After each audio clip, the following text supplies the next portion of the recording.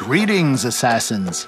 My name is Simon, I'm Associate Game Director on Assassin's Creed Shadows, and today we're gonna go through a comparative gameplay walkthrough showcasing both stealth and combat for our two protagonists. You ready? Set? Parkour down! We start off playing as Naoe as she approaches Nijo Castle in the city of Kyoto. We're also playing in the new immersive mode, which means everyone in Japan is speaking their own native language, but everything is subtitled. Give that mode a try, it's pretty cool. Like any castles in the game, this place is full of gear and resources ripe for the taking, and we are free to go about it any way we choose. And so we choose to eliminate this poor Ashigaru soldier. Don't worry, he's with the bad guys. Okay, let's observe our surroundings and get our bearings. We've got one Ashigaru working the haystack, another on patrol back there, and we've got a Samurai Daisho right here, which could be a challenge. And there's the alarm bell, which, trust me, if you pride yourself as being a stealth player, you don't want anyone to ring that bell. Although we're safe right now using the rooftops, Nijo Castle is fairly flat compared to most other castles. If things go awry and we have to disappear in a hurry, it's gonna be harder here because the roofs are just not that high. So we are gonna take our time. Yeah, the Samurai Daisho is by far the most dangerous enemy in this area. And since we have a Tanto equipped, this is a perfect setup for a double air assassination. Well, almost. Like I said, this Daisho is pretty strong, but no matter. A quick change of headgear with a particular perk that gives us one additional chunk of assassination damage on all air assassinations should do the trick. Oh yeah. Okay, that's a good start. Let's crouch in the shadows for now and see what happens. Vanishing in the shadows only works whether you're crouched or prone, so keep that in mind. Okay, as long as this guy stays far away, he's not much of a threat, so kunai to the face it is. And while this other guy is busy reloading his Teppo rifle, we go up, and he goes down. Beautiful. Okay, moving on to the next section. Using Observe Mechanic once again, we can see that there is quite a lot more enemies here. A few Ashigaru, a sniper, a couple servants, but I think we have a pretty obvious next move right here. Next customer, please. There's a lot of open space right in front of us, and it will be hard to close that distance without being seen. Perfect opportunity to call upon our ally Genojo and some of his exploding tricks. Okay, time to go to work. Tanto and Hidden Blade combo, baby. Oh, looks like we spooked a servant here. Now, these guys won't really fight back, but if they spot you, they will try and find some reinforcement and bring them back to the area they saw you in. But since we have no intention of staying here, this guy is not an immediate threat. So let's just use Eagle Vision and scout the house ahead. Orange are servant and red means military archetypes. Let's make the most out of the shadows here and go around the problem rather than through it. We're probably bypassing a whole lot of loot opportunities right now, but it's the Samurai Daisho we're after, and so it's the Samurai Daisho we're gonna get. Wait, is this guy gonna... No. Okay, we're good. Now, about that Samurai Daisho. Let's use a high-risk tactic here. We're gonna whistle him over to attract him to this shoji door, and using the katana...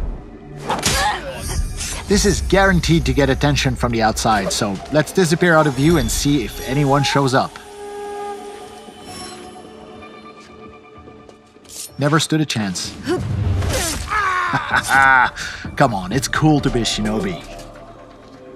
Alright, quick use of the grappling hook to get back to the rooftops. Oh, somebody saw us. Down, boy. And with two sections of Nijo Castle cleared for now, let's make our way towards the Tenchu, which, if you don't know, Tenshus are the biggest, tallest, most impressive structure in any Japanese castle. Word of caution though, the area at the base of any Tenshu is generally very well guarded. This is where the good stuff is. But Simon, I hear some of you say, we know already about Naoe's cool shinobi assassin moves. What we want to know is what, if anything, does Yasuke bring to the stealth experience? Fair enough, let's take a look at Yasuke. Same city, same castle, different season, different character, different save file. For all intents and purposes, we're restarting the whole thing using Yasuke with a purpose-built stealth and archery setup. Worth pointing out that we're not using his typical samurai armor here. Clearly not as nimble as Naoe, Yasuke still has a pretty respectable amount of traversal skills as long as we read the world differently than we do when we play Naoe. And aiming at his Ashigaru soldier with predictive damage, we can see that he's gonna survive this shot although his armor is gonna break. Switching to silent arrows bypasses armor and guarantees the kill. He never saw it coming. Yasuke can generate a lot of sound while moving through the environment, so choosing where and more importantly, when to drop is gonna be crucial as we make our way through Nijo's courtyard. Taking a calculated risk here. Okay, we're good. Yasuke not having a hidden blade means that his types of kills are badass and very noisy, so you want to space them out as well to avoid unwanted attention.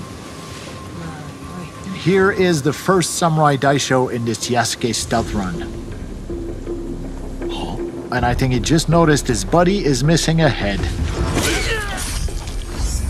Welcome to the club.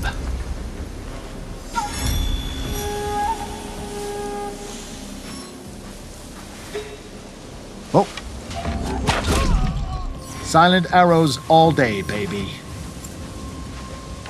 Oh, and here's a little pro tip. Yasuke's arsenal of weapons mostly relies on the same type of stuff that most samurai would have stockpiled in military setups. So little guard towers like this are always full of arrows and bullets for Yasuke to plunder, making his particular stealth playstyle much more generous than Naoe's more limited and cautious shinobi tool approach. Now Yasuke does have the ability to climb, although his vertical leaps are more limited than Naoe.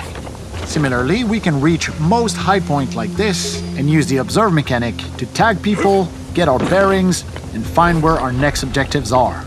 Yes, he's a lot bigger and a little slower than Naoe, but once you get a hang of his controls, Yasuke is a lot of fun. Ooh, let's use pro navigation here and avoid being seen. This allows us to stay hidden while on the move, just like Naoe does. Okay, for the section up ahead, we're gonna call in our second ally, the poison specialist Oniyuri, who has the ability to put multiple enemies to sleep.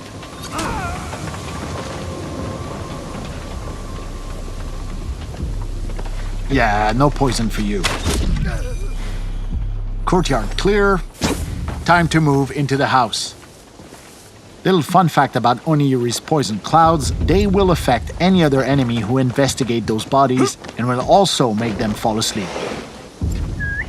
And since Yasuke does not have eagle vision, whistling in a door frame is a sure way to get the attention of whoever might be lurking behind a door and get the drop on them. Hi.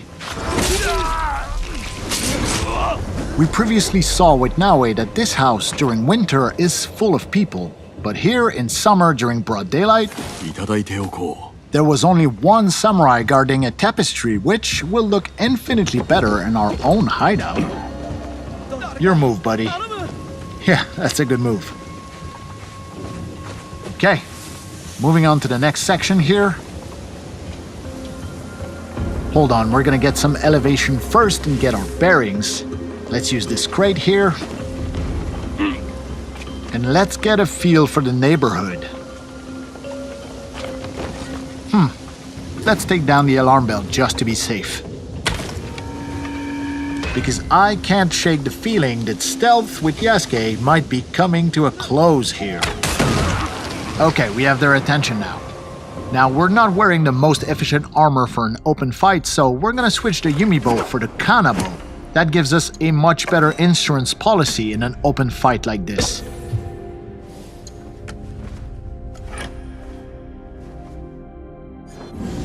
Okay, let's go get it. Oh yeah, you're up.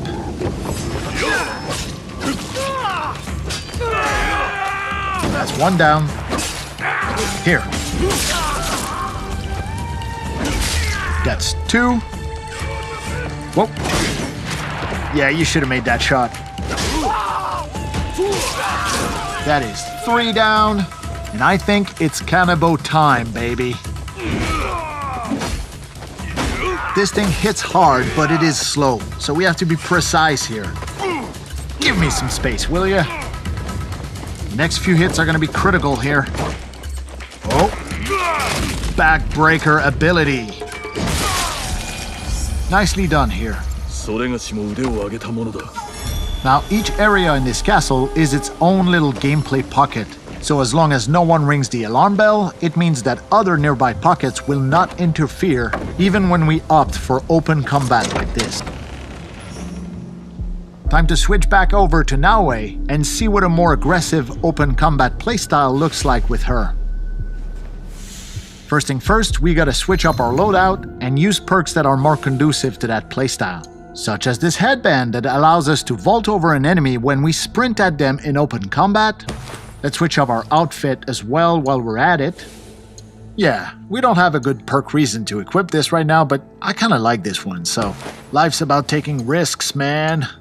And we're also going to swap the Tanto Hidden Blade combo in favor of the more versatile Kusarigama.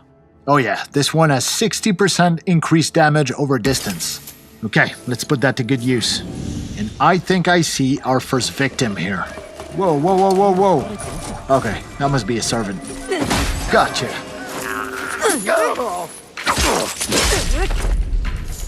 One more for good luck. Ah, where did that servant go? Second target acquired. Trust me on this one, you will want to unlock the Kusarigama Rush Assassination skill. You can quote me on that. Quiet approach here, and down he goes. Observe mechanic. This identifies a secondary target we've been tracking for a while now. Wait, yeah, it was a servant, because we can see them coming back with a bunch of reinforcements. So we're gonna dispatch Yaya to take care of that distraction. She should have no problem dealing with these two grunts. I mean, I think. Yeah, she's got this. Okay, here we go. Pull the trigger too fast on this one. Deflect plus manual vault over, but with this headband perk we got on, we just have to sprint at the enemy and it auto vaults over. Nice little perk. Whoops, sorry about the barrels. Ow! Hup. Yo, I'm over here. And catch. Okay then, have some of this.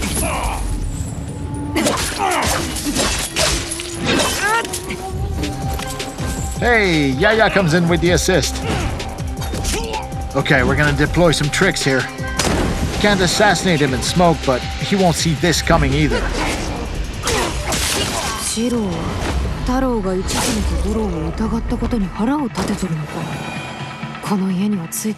Yeah, you tell me.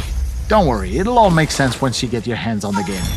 For now, let's take a look at the very top of this Tenchu, where this white dot represents the unique Samurai Daisho chest from this castle.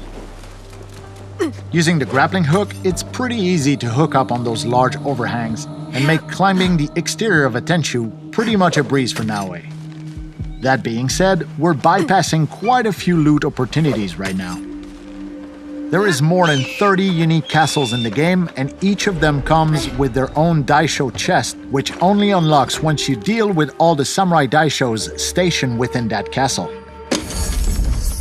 We're not talking about random loot drops either. Every single Daisho chest contains bespoke, handcrafted, legendary gear, either for Naoe or Yasuke, all of it some of the best loot you'll find anywhere in Assassin's Creed Shadows. Let's have a look at the beautiful skyline of Kyoto on a brisk winter morning.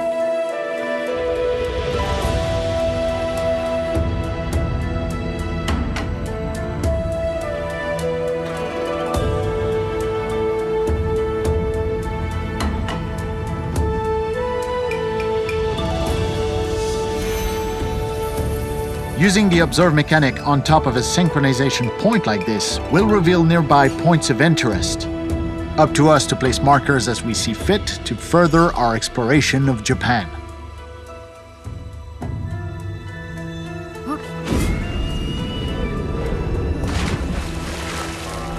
Okay, so we've seen both Naoe and Yasuke's stealthier sides, and we've seen what aggression looks like for Naoe. Now, let's switch over to our samurai and see what we can muster from a full frontal aggressive assault with Yasuke. Once again, it's time to shake up our loadout with much more aggressive weapons. Okay, first we're gonna pick the Naginata here, which is excellent for crowd control. And because stealth will not be an option here, let's use the Teppo rifle for maximum range efficiency as well. We expect stiff opposition here, so using a full-on armor set with a perk that allows Yasuke to parry unstoppable attacks makes a whole lot of sense. And to literally cap it off, a matching samurai helmet with a perk that deals 50% damage on parries. Look, I don't want to jinx it, but I think we got this. Okay, are we ready? Knock knock. Yep, you're done. Oh ho ho ho!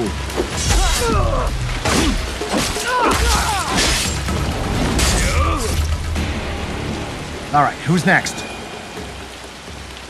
Okay, I think we're just gonna beeline straight to our target here. Oh, sniper on the right. Calling in Yagoro. He'll take care of that sniper while we are running straight into the dragon's mouth. This is gonna be good. Hello, Takahashi Shiro. We've been looking for you. Come on, what you got, big man? Right, we can parry these. There you go. No, you don't.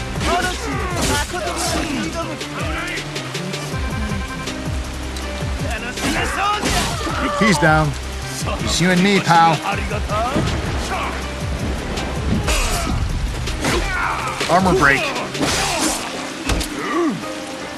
So now that he has no armor, we're chipping away at his health. And here we go.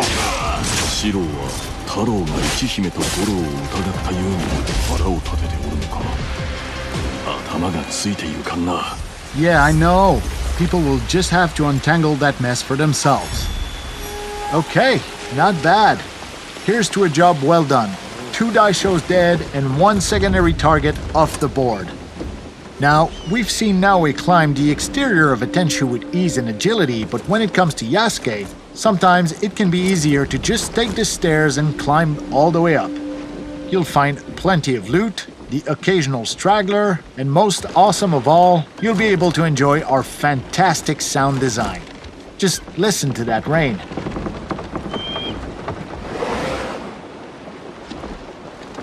It's awesome. Okay, up the ladder and onto the last floor here. There's the same Samurai Daisho chest we previously talked about. That delicious handcrafted legendary gear. And before we leave, please allow me to indulge myself and take one last look at the beautiful city of Kyoto and its mountainous surrounding landscape during the bountiful summer months.